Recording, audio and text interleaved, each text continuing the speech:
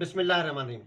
Last video में हमने mister राहत का ही जनरल था, उसी को ही हम आगे कंटिन्यू, ताकि एक क्वेश्चन हमारा पिछली वीडियो से अब इस वीडियो पर आ जाएंगे तो एक प्रॉपर आपको क्वेश्चन मिल जाएगा, जिसकी वजह से आप क्या करेंगे, आपके लिए आसानी हो जाएगी। ठीक है, तो इसीलिए मैंने कहा कि कंटिन्यू करें इसी क्वेश्चन को, नहीं तो आपके सामने सारी चीज़ें आ जाती हैं तो फिर बच्चा डिस्टर्ब हो जाते हैं और आप डिस्टर्ब हो जाएंगे। तो मैंने इसीलिए सोचा कि इसी क्वेश्चन को एक को कंप्लीट मैं क्वेश्चन करूं जो मेरे पास जनरल भी हो, लेजर भी हो और ट्रायल बैलेंस, ताकि आपको अच्छे तरीके से समझ आ जाए उसी क्वेश्चन की। हाफ हाफ करके पोर्शन में आगे बढ़ाता जाऊंगा तो वो फिर आपके लिए मुश्किल हो जाएगी। तो अब हम इसमें से कितने अकाउंट बनाते, 1 2 3 4 अकाउंट बनाते थे, कैश का अकाउंट, कैपिटल का अकाउंट, बैंक का अकाउंट और प्रीपेड इंश्योरेंस का अकाउंट हमारा तैयार हो गया था पहले।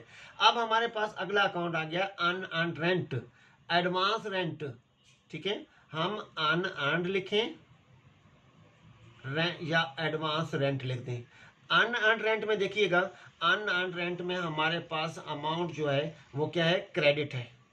ठीक है, तो हमने क्या करना है, इस अमाउंट को क्रेडिट साइड पे लिखना है। ठीक है, तो अप्रैल, कौन सी डेट है जी, अप्रैल 4 पे अनअर्न्ड क्रेडिट है 2000 के, कितने अमाउंट है, 6000 के साथ। अब अनअर्न्ड के अमाउंट किसी जगह पर जनरल आपके पास मौजूद है, अनअर्न्ड के अमाउंट किसी जगह मौजूद नहीं है। ठीक है, तो लिहाजा हमने इसको क्लोज कर देना है। तो क्रेडिट साइड 6000 के साथ ज्यादा है, तो डेबिट साइड पर किसी किस्म की कोई अमाउंट नहीं है, तो लिहाजा डेबिट साइड शॉर्ट है कितने अमाउंट के साथ, कम है 6000 की अमाउंट के साथ, जीरो अमाउंट है। तो हम इस तरफ को बैलेंस कैरी डाउन अप्रैल 30 का 6000। अब ये क्रेडिट साइड, क्योंकि लायबिलिटी है, मैंने बताया था लायबिलिटी क्रेडिट की होती है, तो लायबिलिटी है इसलिए मैं क्रेडिट साइड स्टार्ट किया इसका बैलेंस करना।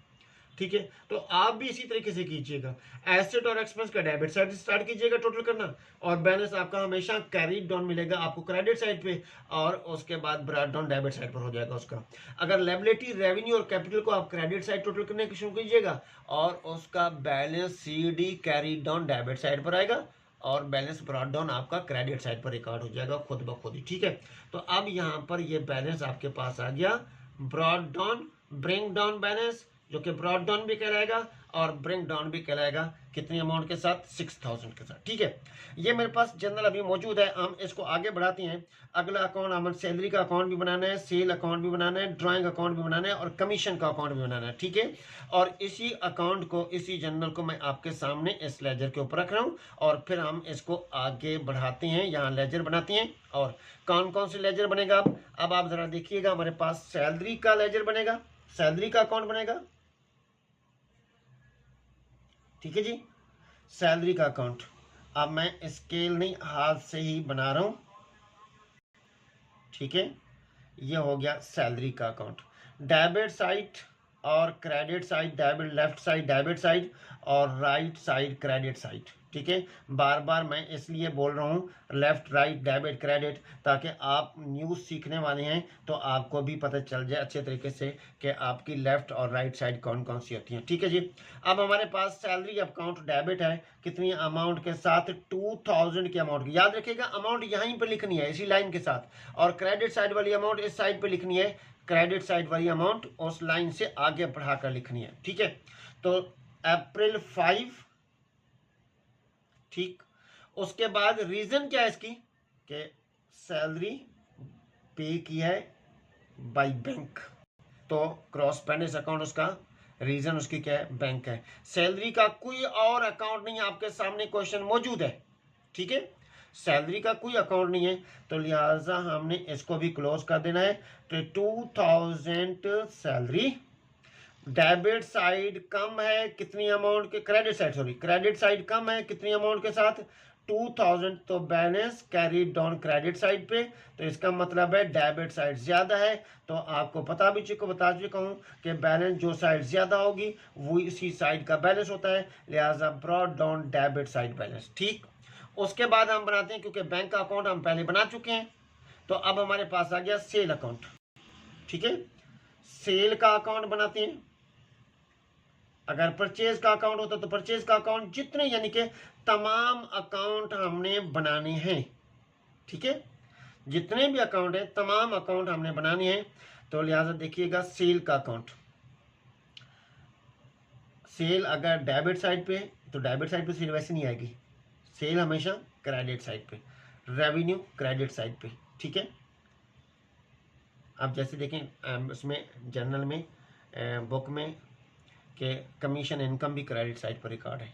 तो सेल अकाउंट क्रेडिट, अप्रैल डेट है 6, सेल अकाउंट क्रेडिट 10,000 के साथ। इसका क्रॉस परचेस अकाउंट, रीज़न के सेल की गई है बाय बैंक और इसके अलावा कोई और नहीं है ट्रांजैक्शन। अगर कोई ट्रांजैक्शन होती तो हम उस ट्रांजैक्शन को भी रिकॉर्ड करते, लिहाजा क्रेडिट साइड ज़्यादा है। देखे ना, मैंने बताया था ना कि रेवेन्यू, लायबिलिटी और कैपिटल ओनर इक्विटी की क्रेडिट साइड ज़्यादा होगी तो क्रेडिट साइड ही ज़्यादा है। तो 10,000 का बैलेंस अब कैरी डाउन डेबिट साइड पर आ गया, तो इसी का बैलेंस ब्रॉड डाउन जो होगा वो किस साइड पे होगा, ब्रॉड डाउन आपका क्रेडिट साइड पर आ जाएगा।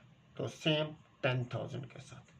ठीक है, अक्सर बच्चे पता क्या गलती करती हैं, जैसे यहाँ कैरी डाउन है, यहाँ लिखने के बजाय इस टोटल को कैरी डाउन कर देती हैं, इस टोटल को ब्रॉड डाउन। ये गलत होता है, ये इस तरह की गलती मत करिएगा। ठीक है, अगला अकाउंट हम बना देते हैं ड्राइंग अकाउंट। ऑनर राहत का ड्राइंग अकाउंट, राहत ने अपने पर्सनल यूज के लिए बिजनेस से अमाउंट ड्रॉ करवाई है। ठीक है, कितनी अमाउंट राहत ने ड्रॉ कराई है जी, अमाउंट ड्रॉ करवाई है रात ने 3,000 रुपीज़। अप्रैल की कौन सी डेट को, अप्रैल की 7 को। ठीक है, और उसके बाद कोई और ट्रांजैक्शन नहीं है मिस्टर राहत की जो अमाउंट यानी कि ड्रॉ करने की सूरत में, तो डेबिट साइड पर ये अमाउंट रिकॉर्ड हो गई है। ठीक है, तो इसका बैलेंस कैरी डाउन जैसे बता दूँ, क्रेडिट साइड पर अमाउंट 3,000 के साथ ही कम है, तो बैलेंस कैरी डाउन 3,000। और फिर इसी को हमने balance bring down, balance brought down, balance carry brought forward भी लिख सकते हैं 3,000 डेबिट साइड पे। अब हमारे पास रह गया सिर्फ और सिर्फ एक अकाउंट, कमीशन का अकाउंट। किसका, कमीशन, कमीशन का account. Commission income, income record हो रही है जी, और ये हमने कमीशन का अकाउंट बना रहे हैं। ठीक है, देखिएगा जी 2008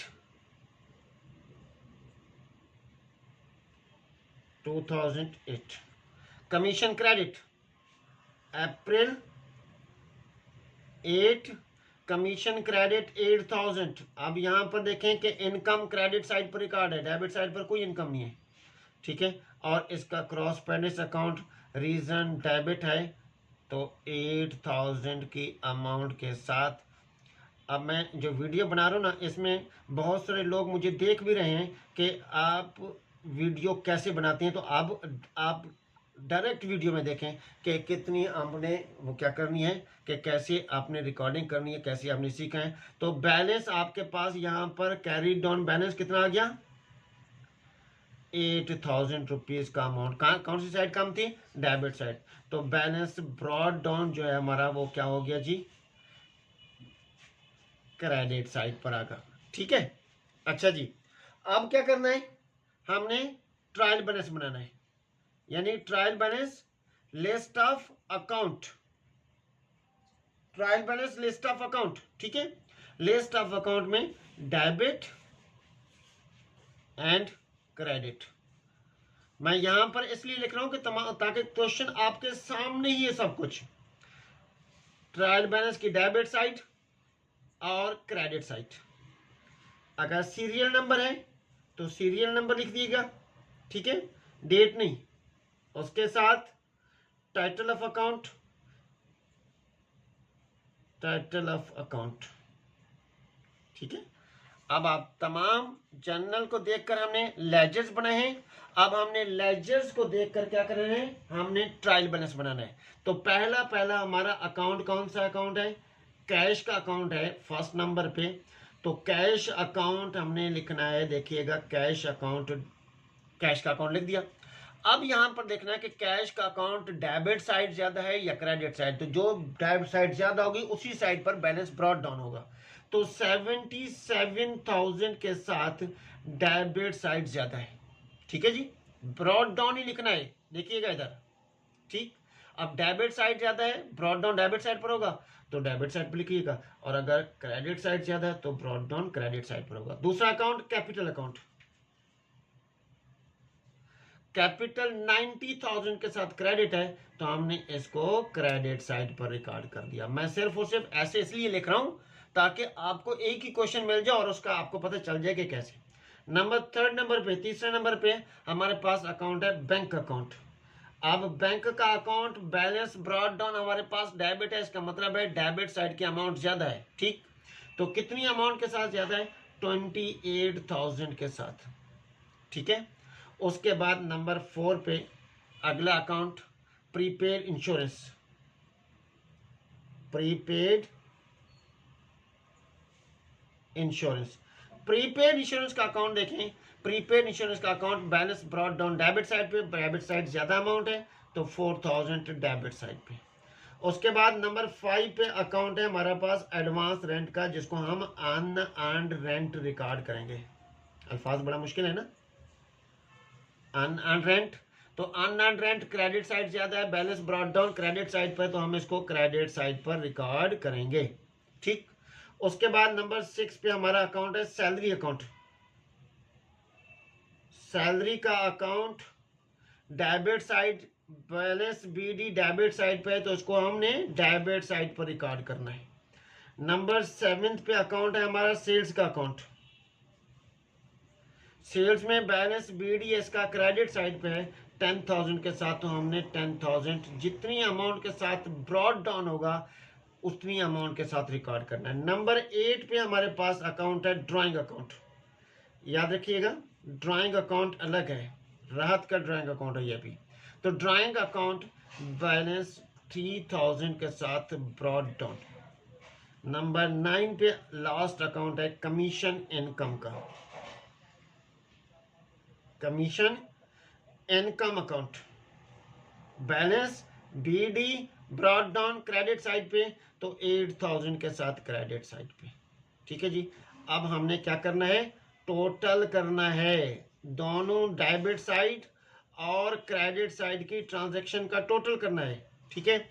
90,000, 10,000 और 1,14,000 की अमाउंट, ठीक है।